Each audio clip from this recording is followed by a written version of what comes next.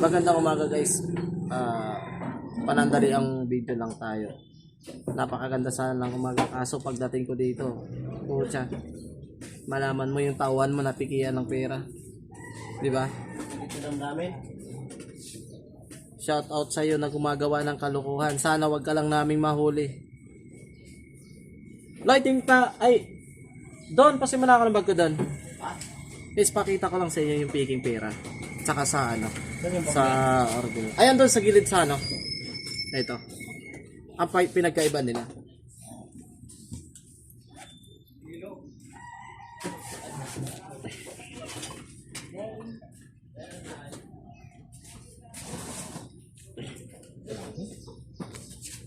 Ito yung pike.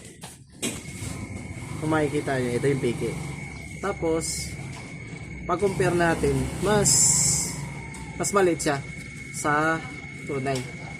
Ito. Yan. Ito yung tunay. Ito yung piki. Tapos, kapag nakita mo siya, ito, kaya makikita mo siyang piki, putol-putol yung guhit niya dito. At saka mahalata mo naman siyang piki. Oh. Tapos ito. Yung guhit niya, dire-diretso. Tapos ito. Hindi lang siya parang kinabit. Pero ito kung mapapansin nyo, ito kinabit lang siya. Ayan. Ayan. Lapit lang. Yan. Mahalata mo siyang piki. Yan. Nakakasama lang ng loob. Siyempre kasi yung tauhan ko. Wala may naiwan susi dyan.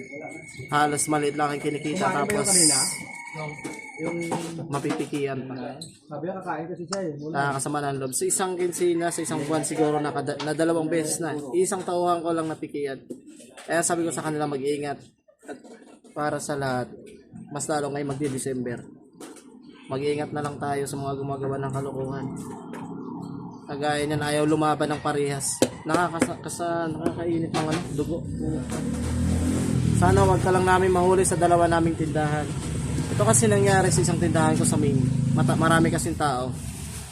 Tapos ang ganda ng umaga pagdating mo dito, tapos malaman mo ang tauhan mo mapikian. Nakakasama ng loob, di ba? Kahit pa paano nagtatrabaho nung parangal yung tauhan natin. Tayo nagtatrabaho, tapos yung iba dyan gumagawa ng kalokohan.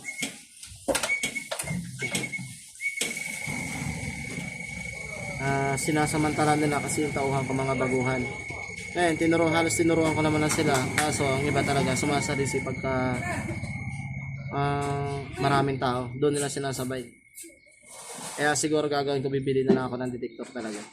Kasi pag yung mga gumagawa nito, yung mga palimitan, yung mga baguhang tauhan, tapos tinitingnan nila kung bago yung tauhan ko, doon nila inana to.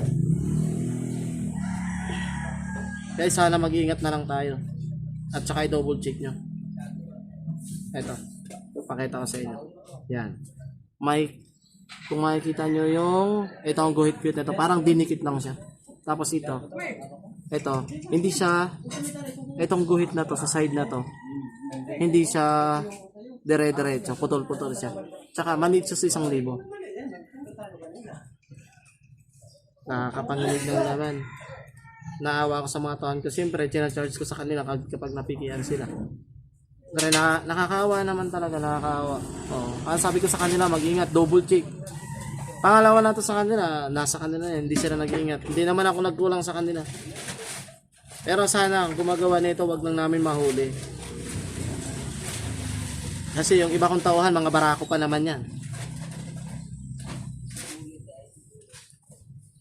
So, yun lang guys. Kasi nakaka-bad trip talaga.